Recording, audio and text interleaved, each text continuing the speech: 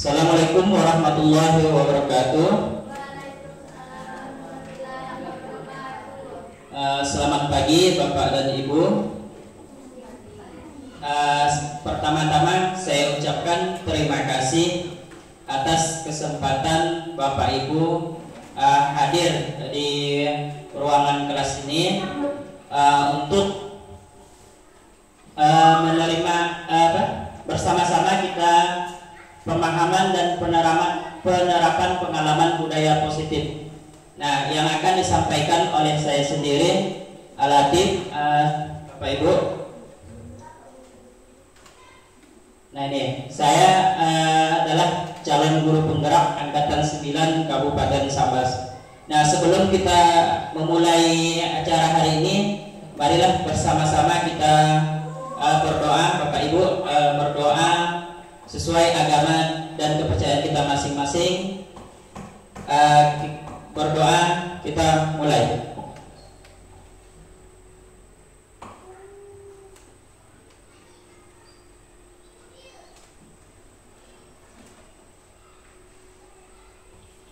Ya, semoga dengan kita berdoa tadi Bapak Ibu, acara kita hari ini berjalan dengan lancar. Tidak lupa juga kita ucapkan alhamdulillah, puji syukur bagi Allah karena telah memberikan kita kesempatan, kesehatan dan kekuatan sehingga kita bisa hadir pada hari ini untuk kita bersama-sama belajar tentang budaya positif. Nah, ini Bapak Ibu, sebelumnya budaya positif ini telah saya pelajari pada pendidikan guru penggerak. Nah, ini Bu, konsep inti dari budaya positif itu ada 8. Yang pertama, perubahan paradigma belajar. Kemudian yang kedua itu disiplin positif. Yang ketiga, nilai-nilai kebajikan. Yang keempat, kebutuhan dasar manusia. Yang kelima, motivasi perilaku manusia. Yang keenam, posisi kontrol guru. Yang ketujuh, keyakinan kelas. Yang ke-8 ini, segi 3 restitusi. Nah, Bapak Ibu, sebelumnya mana yang pernah kita dengar sebelumnya? Yang Bapak Ibu dengar dari ke-8. Adakah Bapak Ibu yang sebelumnya pernah kita dengar? Nah, ini Pak ya, perubahan paradigma belajar. Ini Pak, disiplin positif. Nah, udah tidak asing lagi di telinga kita. Kemudian kebutuhan dasar manusia. Nah, pasti manusia mempunyai kebutuhan masing-masing. Kemudian keyakinan kelas.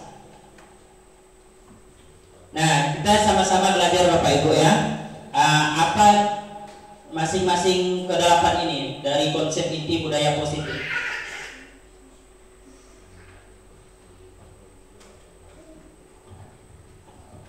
Nah, ini Bu, Pak, budaya positif adalah nilai-nilai, keyakinan-keyakinan dan kebiasaan di sekolah yang berpihak pada murid agar murid dapat berkembang menjadi pribadi yang kritis, penuh hormat dan bertanggung jawab.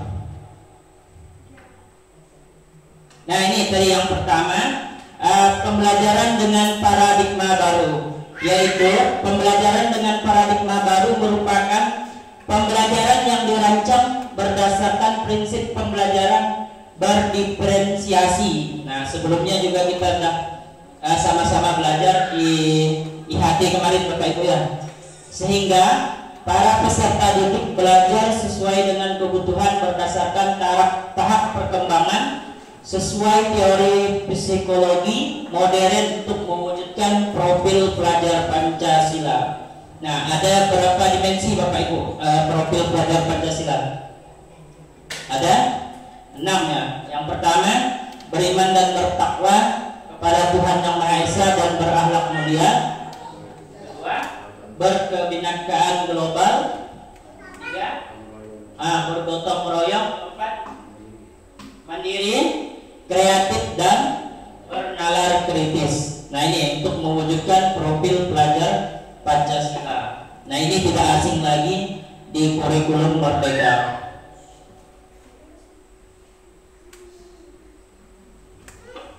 Nah, ini Bapak Ibu, miskonsepsi atau kesalahpahaman tentang teori kontrol, bahwa guru itu dapat mengontrol muridnya.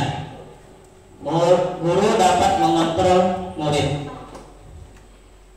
Kemudian yang kedua, miskonsepsinya itu ilusi bahwa orang dewasa berhak memaksa. Nah, ilusi bahwa orang dewasa berhak memaksa. Begitu juga guru memaksa murid. Kemudian miskonsepsi teori kontrol yang selanjutnya yaitu ilusi bahwa kritik dan saran membuat rasa bersalah mampu menguatkan karakter, baik karakter anak maupun karakter murid. Nah, ternyata itu salah, teori kita salah. Nah, ini mengubah paradigma stimulus respon ke pendekatan teori kontrol. Pertama ini ada stimulus respon dan teori kontrol. Nah, ini perbedaannya Bapak Ibu. Saya bacakan. Kebutuhan kita sama. Kalau teori kontrol itu bahwa kebutuhan kita itu berbeda. Kemudian dari stimulus respon, semua orang melihat hal yang sama. Sedangkan teori kontrol itu setiap orang memiliki gambaran berbeda. Kemudian yang ketiga, kita mencoba mengubah orang agar berpandangan sama dengan kita. Nah, kalau di teori kontrolnya itu kita berusaha memahami pandangan orang lain tentang dunia. Nah, kemudian yang keempat ini, perilaku buruk dilihat sebagai suatu kesalahan. Sedangkan teori kontrolnya, semua perilaku itu memiliki tujuannya masing-masing. Kemudian orang lain bisa mengontrol saya. Nah, itu menurut stimulus respon. Sedangkan teori kontrol, hanya Anda atau hanya kita sendiri yang bisa mengontrol diri kita sendiri, tidak bisa diatur oleh orang lain. Kemudian saya bisa mengontrol orang lain. Nah, itu menurut stimulus respon. Sedangkan teori kontrol itu bahwa Anda, kita itu tidak bisa mengatur atau mengontrol orang lain. Kemudian stimulus respon yang terakhir ini, pemaksaan ada pada saat bujukan gagal. Nah, sedangkan teori kontrolnya itu kolaborasi dan konsensus menciptakan pilihan-pilihan baru.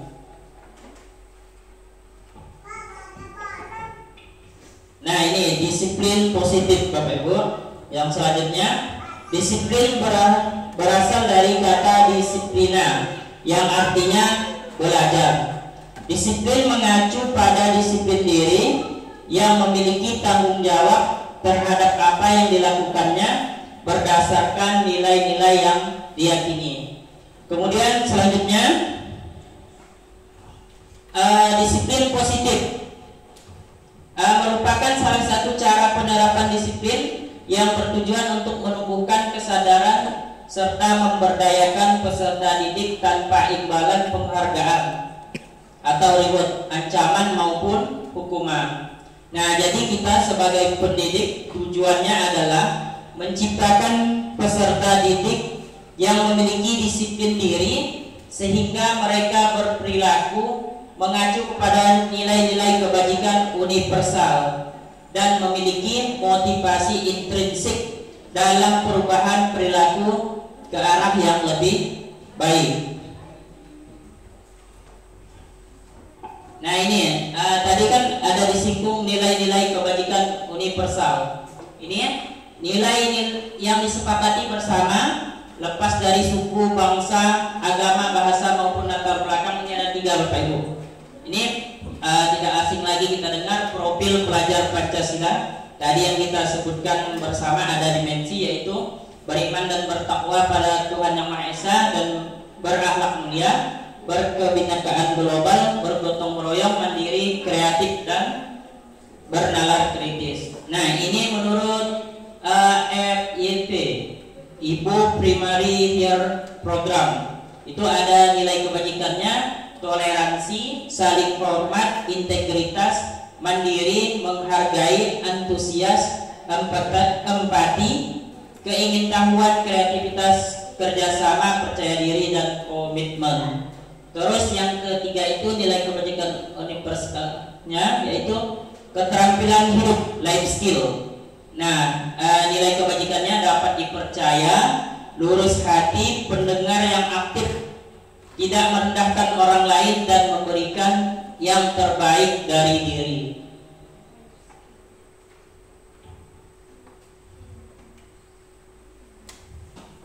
Nah, selanjutnya Bapak Ibu. Nah, ini tadi kebutuhan dasar manusia. Nah, kira-kira apa kebutuhan dasar kita Bapak Ibu? Kebutuhan dasar kita. Ya, Bu, apa? Makan, minum. Betul, makan, minum kebutuhan dasar kita. Selain itu Bapak Ibu? Pakaian, rumah. Nah, itu kebutuhan dasar kita. Oke, sama-sama kita pelajari lagi Bapak Ibu ya. Kebutuhan dasar manusia adalah segala sesuatu yang kita lakukan untuk mendapatkan apa yang kita inginkan. Nah, tadi kita ingin makan, minum, rumah, tempat tinggal. Nah, seluruh tindakan yang kita lakukan memiliki tujuan tertentu. Nah, kita bekerja pasti ada tujuannya Bapak Ibu. Nah, untuk mencari nafkah. Nah, itu pun termasuk kebutuhan dasar manusia. Dan semua usaha terbaik yang kita lakukan adalah dalam rangka agar kebutuhan dasar kita terpenuhi dengan baik. Nah, ini Bapak Ibu tadi ya, sudah juga kita sebutkan 5 kebutuhan dasar manusia. Yang pertama tadi makanan, pakaian, tempat tinggal, keamanan, kesehatan itu termasuk kebutuhan untuk bertahan hidup. Kemudian kebutuhan dasar manusia yang kedua, kasih sayang dan rasa diterima. Nah, rasa diterima, dipedulikan, berbagi, kerjasama, menjadi bagian dalam kelompok. Nah, itu dimensinya Bapak Ibu. Kemudian kebutuhan penguasaan, akan penguasaan, harga diri, keinginan untuk dianggap, memimpin, berprestasi, diakui dan didengar. Kemudian kebebasan. Nah, ini juga termasuk kebutuhan kita Bapak Ibu, tanpa kita sadari kebebasan. Mandiri, memiliki pilihan, kemudian mencoba hal baru, kemudian mampu mengendalikan dirinya. Nah, sekarang yang terakhir, 5 kebutuhan dasar manusia, kesenangan, yaitu bermain, humor, antusiasme, dan tertawa. Itu termasuk kebutuhan dasar manusia di kesenangan.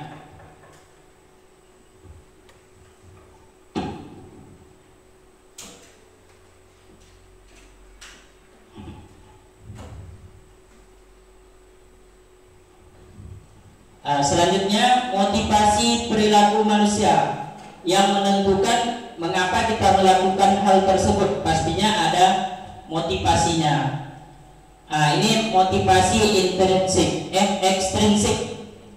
Motivasi ekstrinsik, motivasi yang berasal dari luar diri kita. Yang pertama, kita lakukan karena untuk menghindari ketidaknyamanan atau hukuman.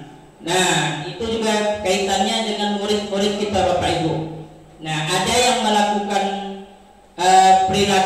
perilakunya itu karena tidak nyaman atau takut dihukum, makanya mereka mau melakukannya. Nah, kedua, itu karena ingin mendapatkan imbalan atau penghargaan dari orang lain. Makanya mereka itu bersemangat untuk melakukannya. Nah, karena ada imbalannya atau penghargaan dari orang lain. Nah, itu yang berasal dari ekstrinsik, dari luar. Kemudian yang selanjutnya itu motivasi intrinsik yang berasal dari dalam diri kita. Bapak Ibu. Nah, itu untuk menjadi orang yang mereka inginkan dan menghargai diri sendiri dengan nilai-nilai yang mereka percaya. Nah, mereka melakukannya karena keinginan mereka sendiri dan menghargai diri sendiri. Kemudian ini Bapak Ibu, tadi kan ada 3 motivasi hukuman. Nah, di hukuman ini tidak terencana Bapak Ibu, terjadi secara tiba-tiba. Murid tidak tahu apa-apa yang akan terjadi. Nah, kemudian tidak dilibatkan, kemudian bersifat satu arah, bersifat hukuman. Itu hukumannya bisa berupa fisik maupun psikis. Nah, misalnya ada murid yang terlambat, kita suruh lari keliling lapangan.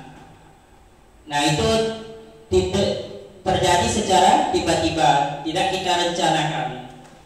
Kemudian konsekuensi Bapak Ibu. Nah, ini terencana atau disepakati sesuai peraturan. Misalnya siswa yang tidak memakai sepatu, murid yang tidak memakai sepatu, nah itu harus diwajibkan mengambil sepatunya ke rumah. Nah, itu konsekuensi Bapak Ibu ya. Nah, kemudian murid tetap dibuat tidak nyaman. Nah, sikap guru selalu memonitor murid. Nah, ini konsekuensi. Nah, ada kesepakatan di awalnya. Kalau hukuman tidak ada, itu murni dari gurunya. Kalau konsekuensi ada kesepakatan antara murid dan gurunya. Kemudian, ini restitusi. Proses menciptakan kondisi bagi murid untuk memperbaiki kesalahannya. Nah, proses kolaboratif atau kerjasama yang mengajarkan murid untuk mencari solusi sendiri. Nah, ini membuat murid menjadi mandiri. Nah, tidak kita suruh mereka yang mencari solusinya sendiri. Misalnya mereka itu tidak mengerjakan tugas. Nah, kita tidak perlu menyuruh murid untuk mengerjakan tugasnya kembali, tapi kita kolaborasi dengan murid. Bagaimana cara dia menyelesaikan masalah itu Bapak Ibu.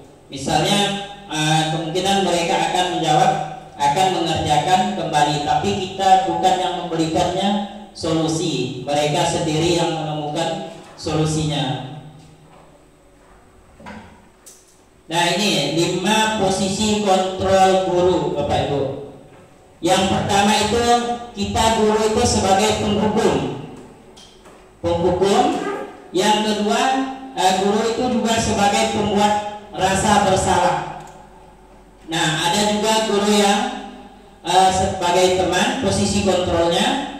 Kemudian yang keempat itu sebagai pemantau. Nah, yang terakhir itu sebagai manajer. Nah, dari kelima ini tingkatan yang paling tinggi yaitu manajer Bapak Ibu. Kaitannya tadi dengan restitusi.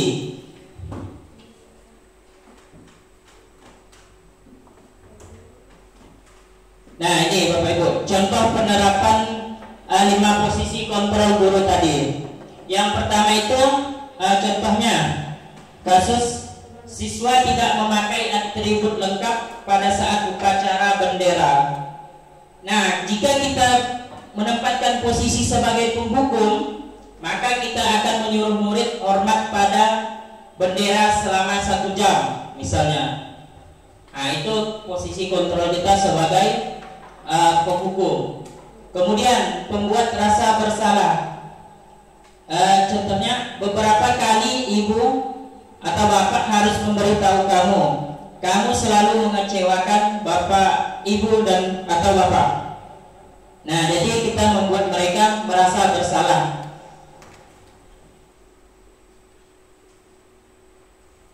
Selanjutnya ini sama, kasusnya sama, siswa tidak memakai atribut lengkap saat upacara bendera. Nah, jika kita menempatkan posisi kontrol guru sebagai teman, nah ini sedikit lembut Bapak Ibu. Misalnya, ayo dong ikuti aturan sekolah, tolong bantu ibu bapak ya, sekali ini ya sudah tidak apa-apa, lain kali jangan sampai berbuat seperti ini lagi ya. Nah, ini tidak ada hukuman Bapak Ibu. Kemudian sebagai pemantau, nah kamu sudah melanggar peraturan sekolah, kamu tahu konsekuensinya. Nah, ini tadi konsekuensi kesepakatan guru dengan murid. Setelah upacara, kamu beli atribut ke koperasi dan jangan diulangi lagi. Nah, ini Bapak Ibu, konsekuensi ini tadi sudah kita sepakati awal murid bersama guru. Kemudian yang terakhir ini manajer. Nah, manajer ini posisi kontrol guru yang paling tinggi. Kasusnya sama, siswa tidak memakai atribut lengkap saat upacara bendera. Apakah kamu tahu kesalahanmu? Nah, ini tadi pasti murid menjawab tidak memakai atribut lengkap saat upacara. Nah, kira-kira bagaimana kamu memperbaiki kesalahanmu? Nah, jawabannya itu bisa beragam Bapak Ibu. Nah, bukan guru yang menentukan. Kalau tadi pemantau kan ada konsekuensinya bahwa harus membeli atribut. Kalau penghukum hormat kepada bendera selama 1 jam. Nah, ini mereka murid yang menemukan solusinya. Mereka itu akan menjadi yang mandiri. Nah, bisa saja jawaban mereka mengambilnya di rumah atau tidak mengulanginya Senin depan, akan memakai atribut yang lengkap. Nah, mereka menemukan solusinya sendiri. Nah, sebelumnya kita simak Bapak Ibu contoh videonya. Jadi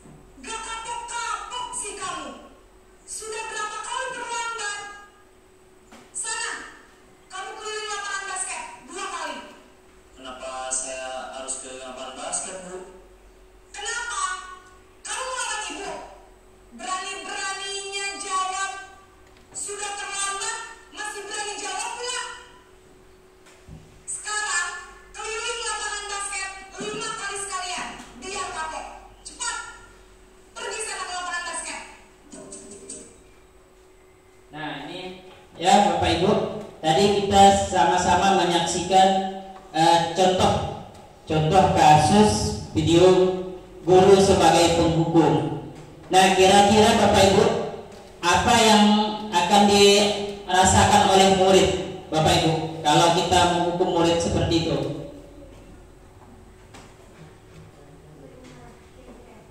Iya Bu? Anaknya jadi jengkel, betul Bapak Ibu. Anaknya jadi pendam dengan guru ya. Nah terus gurunya juga tadi Bapak Ibu menghardik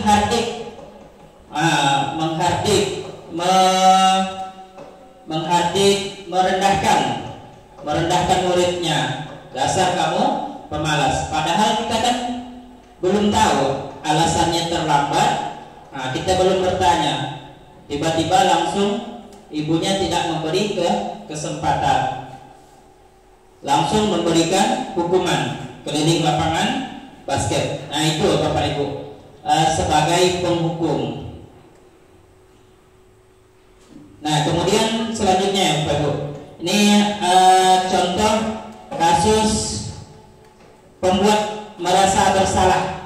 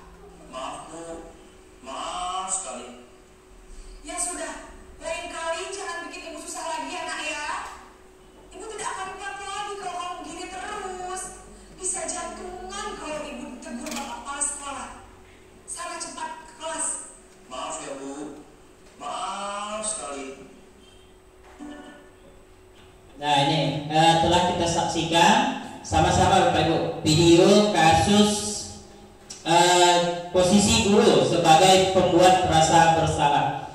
Kira-kira kata apa yang diucapkan oleh guru, kalimat apa Bapak Ibu yang membuat anak tersebut membuat merasa bersalah? Bapak Ibu, ya jantungan. Nah, murid merasa bersalah, takut gurunya jadi jantungan. Terus apalagi Bapak Ibu?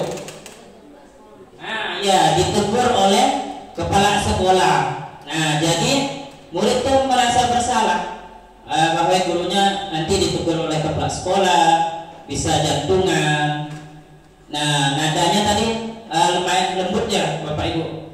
Nah, lembut, tapi tidak menghardik. Tidak seperti yang pertama tadi sebagai penghukum, menghardik, merendahkan murid. Nah, gurunya itu lembut, cenderung melembut. Kemudian selanjutnya itu contoh kasus guru.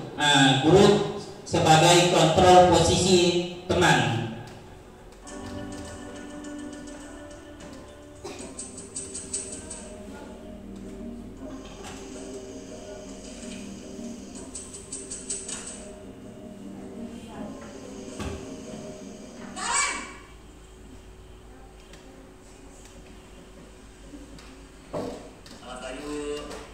Wah, sudah jam berapa ini, Nak? Terlambat lagi ya, sayang? Iya, Bu. Habis ibu saya lupa bangunkan saya, Bu. Kamu malah menyalahkan ibu kamu. Kamu bukannya anak yang larinya paling kencang. Kok terlambat sih? Iya, Bu. Saya memang terlambat bangun tadi. Jadi, biarpun saya lari kencang, tetap gak kekejar, Bu. Ya sudah sana, nanti lain kali larinya lebih kencang lagi ya, biar gak terlambat lagi. Bikin seneng ibu, demi ibu. Bisa kan? Bisa lah, Bu. Ya sudah sana masuk kelas, ibu beresin urusan absen kamu. Kamu ini ada-ada saja. ini Bapak Ibu, tadi video tentang posisi guru sebagai teman. Nah, nadanya bagaimana Bapak Ibu?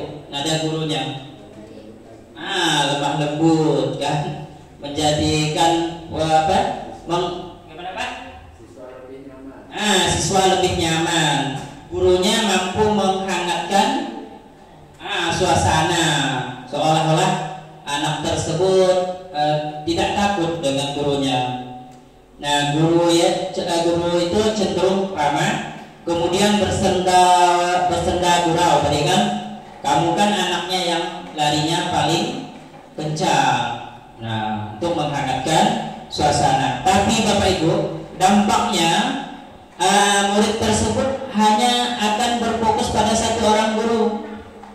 Hanya satu orang guru. Nah, guru yang bisa menganggapnya sebagai teman. Nah, tidak kepada semua guru. Selanjutnya itu posisi pemantau atau monitor.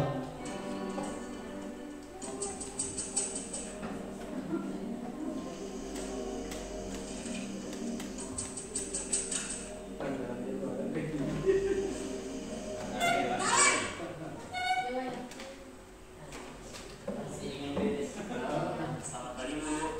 Naren, apa peraturan sekolah kita tentang jam berapa kita harus masuk sekolah, Nak? Kita harus di sekolah jam 7 Bu. Iya betul, sekarang sudah jam 7.20. Naren sudah tahu konsekuensinya jika terlambat hadir. Paham Bu, saya harus tinggal kelas pas jam istirahat selama 20 menit. Iya benar, konsekuensinya demikian. Jadi nanti jam 9.30 pas istirahat, kamu harus tinggal di kelas, kerjakan tugas tambahan untuk ketertinggalan kamu, ya? Baik Bu.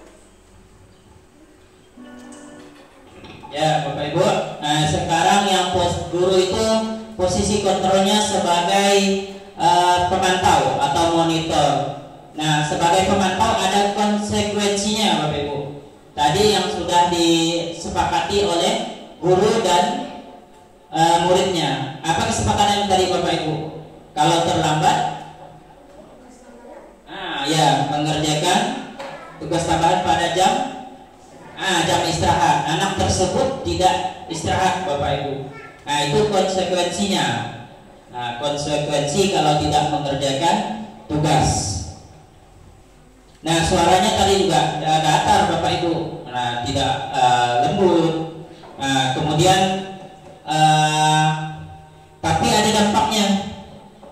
Nah, murid itu akan bergantung pada konsekuensinya Bapak Ibu, baik itu hukuman maupun penghargaan. Nah, mereka itu jadi tidak mandiri. Nah, kemudian yang selanjutnya itu posisi yang paling tinggi Bapak Ibu, posisi manajer.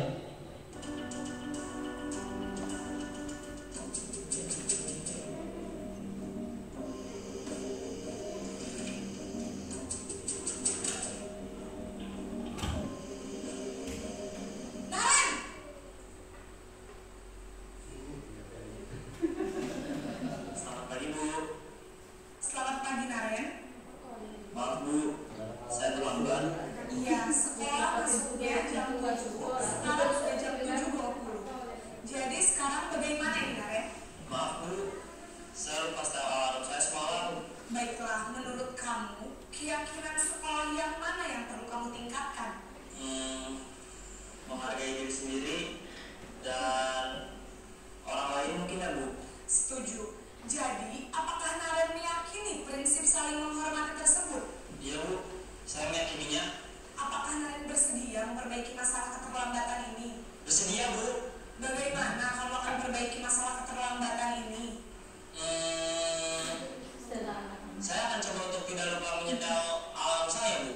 Baik, kalau Naren lupa menyetel alarm di rumah, ada orang yang kira-kira bisa bantu mengingatkan tidak?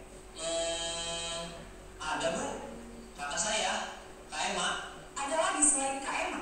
Selain Kak Emma, ada ibu saya. Baik, jadi yang mengingatkan Naren adalah Kak Emma dan ibu kamu ya? Kira-kira akan mulai setel alarm kapan nih Naren? Setelah pulang sekolah, akan segera saya lakukan. Baik, Jadi Naren akan setel alarm untuk bangun besok pagi dan akan diingatkan oleh kakak dan ibunda Naren ya. Ada lagi yang mungkin perlu dilakukan Naren agar tidak terlambat bangun lagi? Tidak ada, Bu.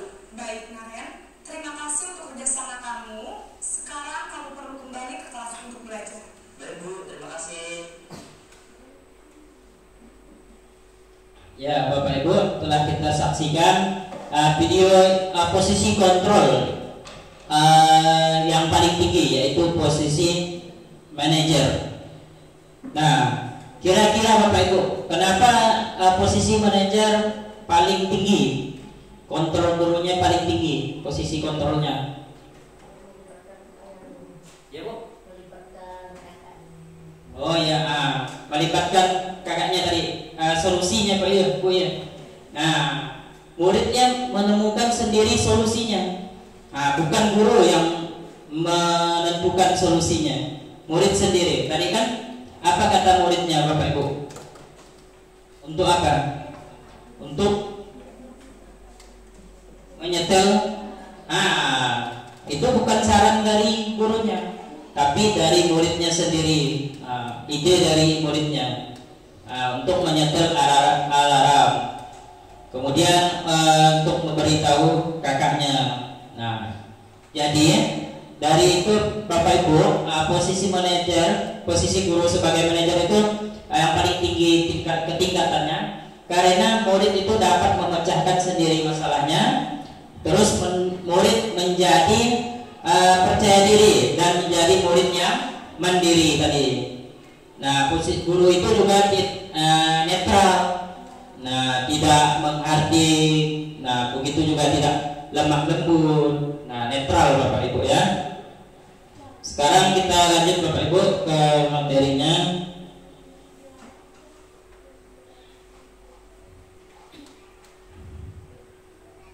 Nah ini tadi Bapak Ibu ya. Apa kamu ketahui kesalahanmu? Kira-kira bagaimana kamu memperbaiki kesalahanmu? Nah ini Bapak Ibu, sama-sama kita diskusikannya.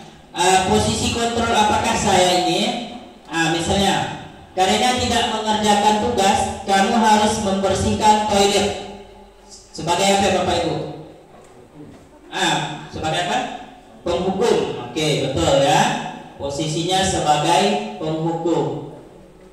Di mana Pak Saiful penghukumnya? Membersihkan toilet. Nah ini kan hukuman apa? Fisik Bapak Ibu ya.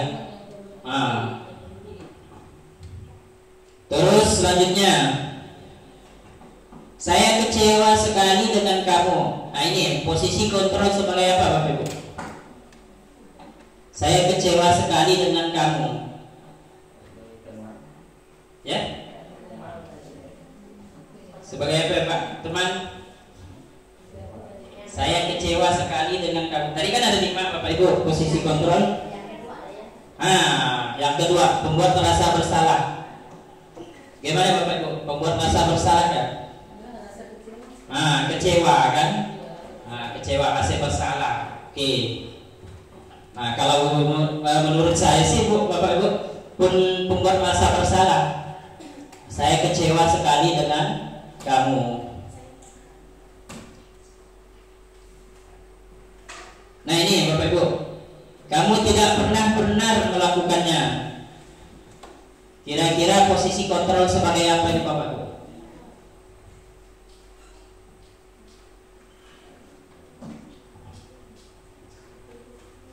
Kamu tidak pernah benar melakukannya. Sebagai apa?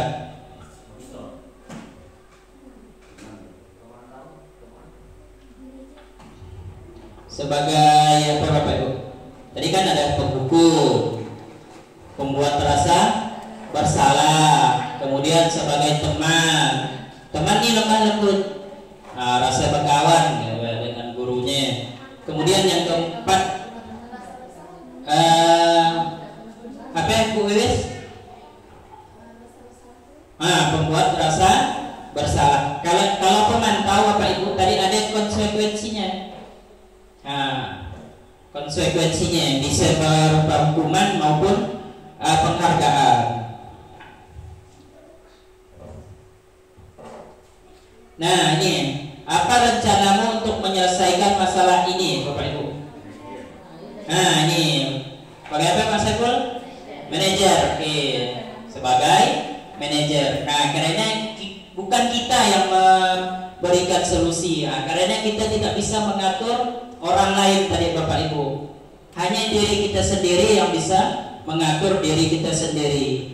Nah, tapi kita berikan pertanyaan pemantik, supaya mereka bisa berpikir apa rencana untuk menyelesaikan masalah ini. Oke, sebagai manajer. Nah, ini ayolah lakukan demi Bapak ya. Ini sebagai ya, sebagai teman. Nah, ini lemah lembut.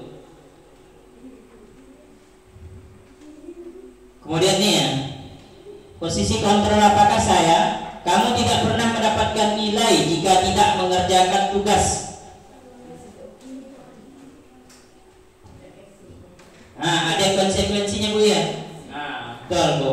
Tadi yang ada konsekuensinya sebagai pemantau. Nah, apa konsekuensinya? Tidak mendapat nilai. Nah, ini juga termasuk konsekuensi Bapak Ibu. Kalau dia mengerjakan tugas dapat nilai, itu pun konsekuensi. Nah, kalau tidak mengerjakan tugas tidak mendapat nilai, konsekuensi. Nah, bisa positif, bisa baik. Nah, tapi jika tidak ada konsekuensinya, maka bisa mereka tidak mengerjakannya. Nah, ini Bapak Ibu, keyakinan kelas. Nah, keyakinan kelas juga pernah disinggung waktu kita IHD dulu Bapak Ibu. Nah, ini di kurikulum Merdeka. Nah, mengapa keyakinan kelas bukan peraturan kelas Bapak Ibu? Nah, kenapa kita lebih mengutamakan keyakinan kelas bukan peraturan kelas? Kalau peraturan kelas dibuat oleh siapa Bapak Ibu? Oleh siapa Pak? Oleh guru, oleh sekolah, oleh wali kelas. Nah, kalau keyakinan kelas Bapak Ibu dibuat oleh bersama. Nah, bersama kita dengan murid. Nah, iya bedanya Bapak Ibu. Nah, keyakinan kelas dan bukan peraturan kelas. Sekarang peraturan kelas kan tinggal kita tempel Bapak Ibu ya. Tempel di kelas, tanpa siswa tahu. Nah, kadang siswa yang tidak bacanya pun tidak tahu. Nah, kalau kita same-same buatnya, pasti dah siswa tahu. Nah, itu Bapak Ibu, perbedaan keyakinan kelas dengan peraturan kelas. Kalau peraturan kelas itu sudah ada, nah tapi bukan dibuat oleh bersama-sama. Keyakinan kelas pun ada karena adanya peraturan kelas Bapak Ibu. Nah, cuman kita buat bersama-sama. Nah, ini Bapak Ibu, pembentukan keyakinan kelas. Nah, itu bersifat abstrak, berupa pernyataan yang universal, dibuat dalam pernyataan positif. Nah, sedikit saja agar mudah diingat, tidak perlu banyak-banyak, sesuai dengan kondisi kelas dan sekolah sehingga mudah diterapkan. Kemudian semua warga sekolah atau warga kelas dilibatkan saat membuat keyakinan kelas. Nah, bukan hanya kelas Bapak Ibu yang ada keyakinan, sebenarnya sekolah pun ada keyakinan. Jadi keyakinan sekolah. Nah, ini Bapak Ibu contoh penerapan pembuatan kesepakatan kelas yang pernah saya lakukan di kelas 6. Nah, ini yang menempelnya Bapak Ibu murid bukan guru. Mereka sendiri yang mengeluarkan idenya berdasarkan peraturan kelas yang telah ada Bu sebelumnya. Nah, jadi ini ya, kesepakatan kelas ini. Nah, mereka yang menempelnya, mereka yang membuatnya. Nah, kemudian ini juga setiap anggota kelas melakukan tugas yang terlihat, terdengar dan berperilaku. Mereka juga yang menempelnya. Nah ini Bu, hasil kesepakatan kelas 6 contohnya. Nah ini yang pertama, datang tepat waktu. Mereka ya Bapak Ibu yang membuat pernyataan ini. Kemudian salam sebelum masuk kelas, menggunakan sepatu, berbaris rapi sebelum masuk kelas, kemudian memungut sampah sebelum masuk kelas, piket kelas sesuai jadwal.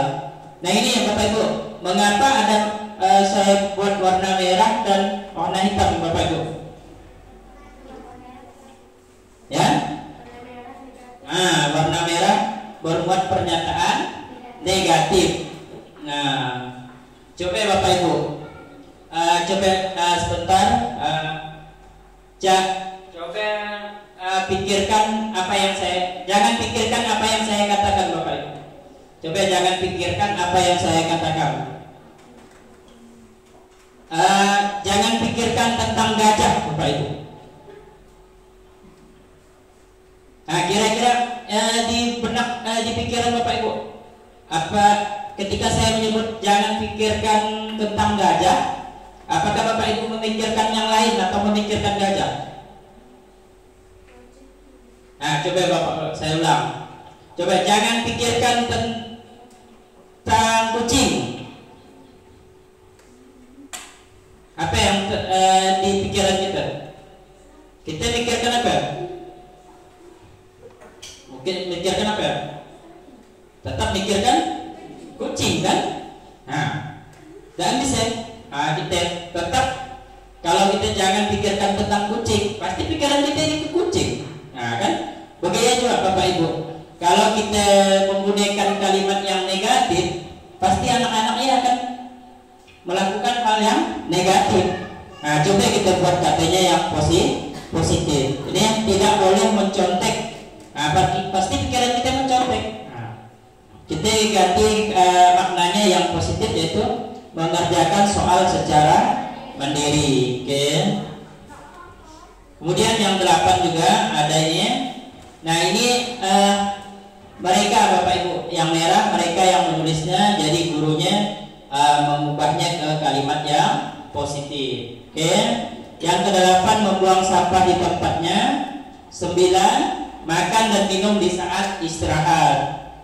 Nah 11 tidak berbicara saat guru menjelaskan. Nah itu kan negatif Bapak Ibu, pernyataan yang negatif. Kita ubah ke positifnya, mendengarkan guru ketika mengajar.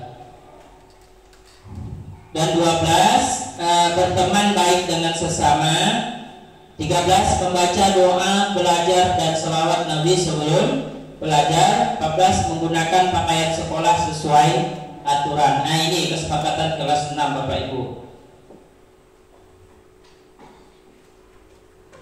Ini juga kesepakatan kelas berperilaku, kerjasama, sopan, santun, disiplin, rajin, percaya diri, bertanggung jawab. Nah ini hasil mereka Bapak Ibu yang mengeluarkan idenya ini.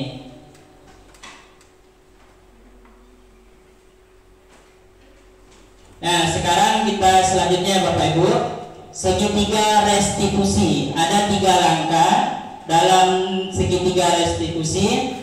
Langkah yang pertama itu menstabilkan identitas. Nah, menstabilkan identitas itu mengubah identitas yang gagal menjadi identitas yang sukses Bapak Ibu. Kemudian yang keduanya validasi tindakan yang salah. Kemudian yang ketiganya menanyakan keyakinan. Keyakinan Bapak Ibu itu kesepakatan kelas. Kesepakatan kelas kita yang kita yakini sebagai keyakinan. Nah, keyakinan.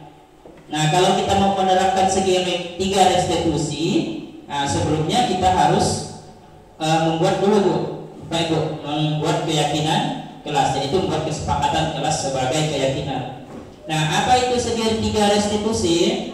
Yaitu suatu proses dialog yang dijalankan oleh guru agar dapat menghasilkan murid yang mandiri dan bertanggung jawab. Nah, Bapak Ibu ya, agar menghasilkan murid yang mandiri dan bertanggung jawab. Nah, ini segitiga restitusi ini kaitannya dengan 5 posisi kontrol guru itu yang bagian mana Bapak Ibu? Bagian mana? Iya Pak, betul, bagian manajer. Nah ini, jadi guru itu menempatkan diri sebagai control manager. Ini kita simak Bapak Ibu contohnya penerapan segitiga restitusinya.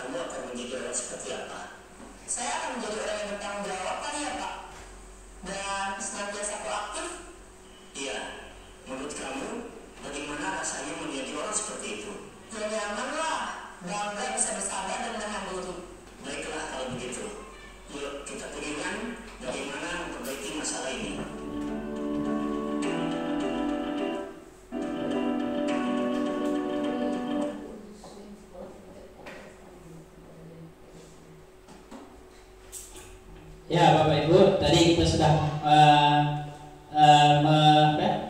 menyimak video salah satu contoh penerapan segitiga restitusi.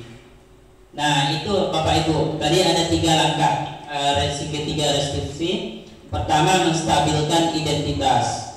Menstabilkan identitas Bapak Ibu membuat orang yang gagal menjadi orang yang sukses. Nah tadi anaknya marah-marah Bapak Ibu, tapi tidak disalahkan oleh guru.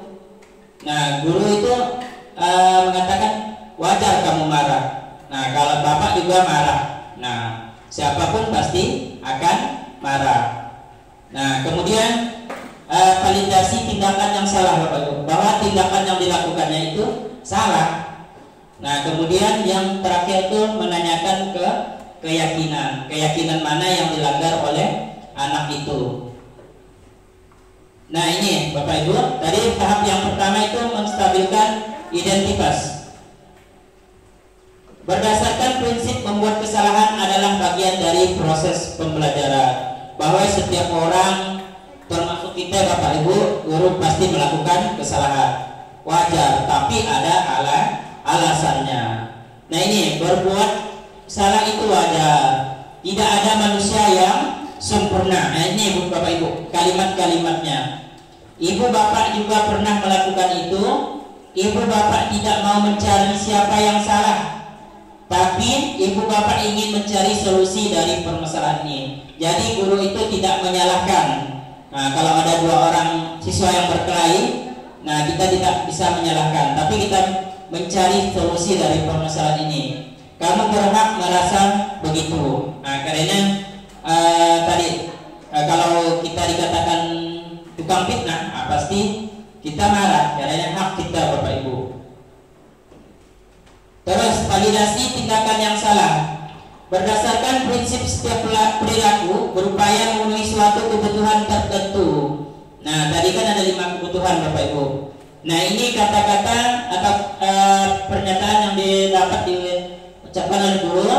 Kamu pasti punya alasan mengapa melakukan hal itu, padahal kamu bisa melakukan hal yang lebih buruk dari ini ya. Nah tapi mengapa dia tidak mau melakukannya? Pasti dia berpikir Bapak Ibu. Tadi kan hanya dia kesal marah. Kamu patut bangga karena telah melindungi sesuatu yang penting buatmu. Kemudian kamu melakukannya karena mempertahankan sesuatu yang penting bagimu. Nah ini yang selanjutnya yaitu validasi tindakan yang salah.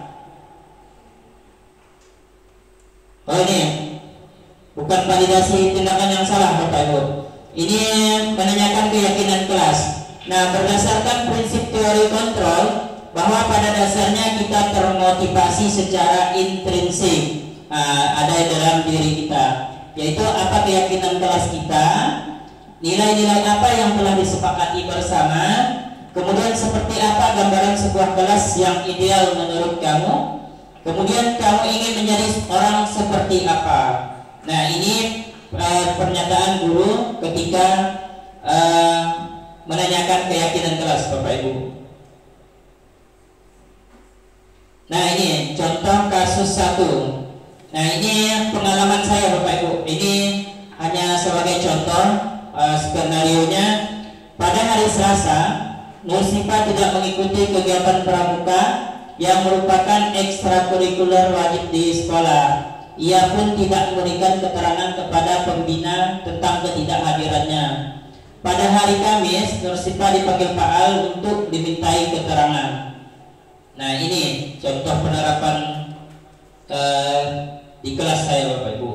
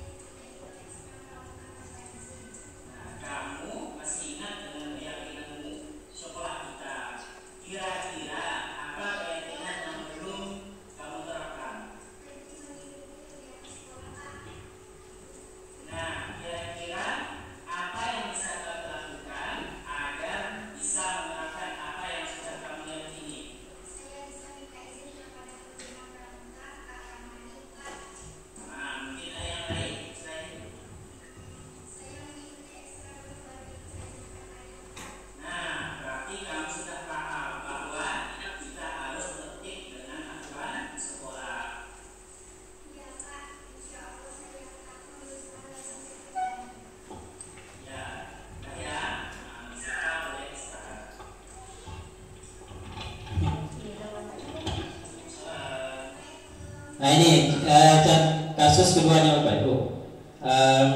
Maya tidak mengerjakan tugas.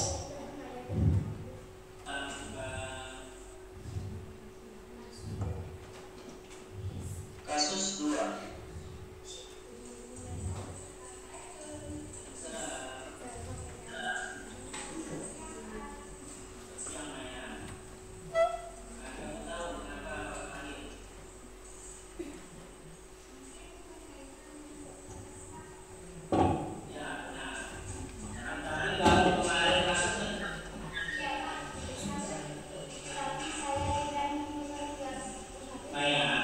Semua orang pernah melakukan kesalahan, termasuk Pak Al sendiri. Namun, semua tindakan kita pasti ada alasan.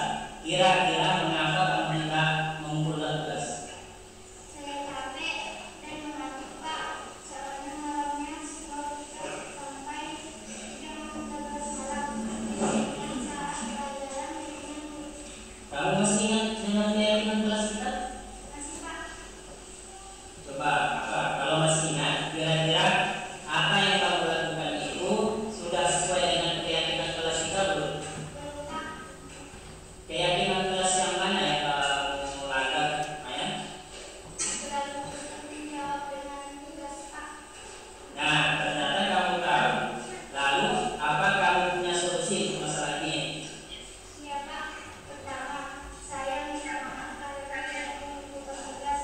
Kedua, saya tidak akan tidur terlalu malam lagi. Dan yang ketiga, saya akan mengerjakan tugas dari Pak An dan akan saya kumpulkan besok. Baik, Pak Al apresiasi untuk tanggung jawab Maya dan kamu boleh istirahat. Terima kasih Pak An. Ya, sama-sama. Assalamualaikum. Salam.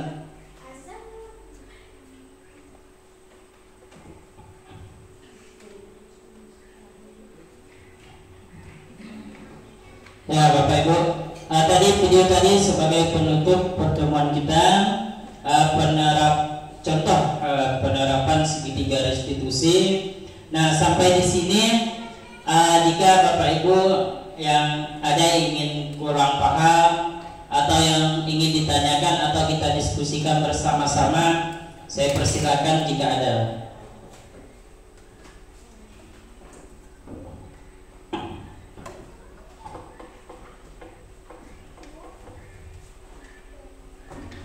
Jadi Bapak Ibu, untuk bertanya, si An kita tutup. Oke, jadi di sekolah kita yang harus kita utamakan apa dalam kurikulum mereka kan Bapak Ibu, kesepakatan kelas. Nah, kesepakatan kelas karena memang kesepakatan kelasnya memang ada di kurikulum merdeka. Budaya positif. Nah itu yang paling mudah kita terapkan Bapak Ibu di kelas kita. Ah ya Bu, keyakinan nilai-nilai yang kita yakinin Bu, keyakinan nilai-nilai yang kita yakini bersama. Nah ya nilai-nilainya ada nilai kebajikan universal Bu, nilai-nilai baik lah Bu, nilai-nilai positif. Nah, jadi tadi kan di kesepakatan kelasnya kan banyak nilai-nilai kebajikan nih Bu, nilai baiknya. Nah, jadi ialah yang kita buat sebagai keyakinan kita, keyakinan kelas. Ya Bu, karena ada kurikulum baru, itulah adanya keyakinan kelas. Nah, dulu kan zaman itu peraturan kelas Bu. Nah, sekarang diubah ke keyakinan kelas, bahasanya yang beda. Tapi peraturan kan dibuat oleh gurunya, oleh sekolah. Kalau keyakinan kelas kita bersama murid, tapi dari peraturan sekolah aja Bu. Nah, karena ada keyakinan kelas, karena ada peraturan sekolah. Nah, mungkin tidak ada Bapak Ibu ya. Nah, mungkin sampai penyebaran pemahaman tentang budaya positif oleh saya. Nah kurang lebihnya saya mohon maaf. Apa yang saya sampaikan ialah ilmu yang saya dapat dari pendidikan guru penggerak Bapak Ibu. Dan itu saya rekam kurang lebih 60 menit 1 jam sebagai tugas saya Bapak Ibu. Jadi saya ucapkan terima kasih atas partisipasi Bapak Ibu, dan menyiapkan siap hadir meluangkan waktunya untuk saya. Terima kasih saya ucapkan, dan saya akhiri. Wabillahi taufiq wal hidayah. Wassalamualaikum warahmatullahi wabarakatuh.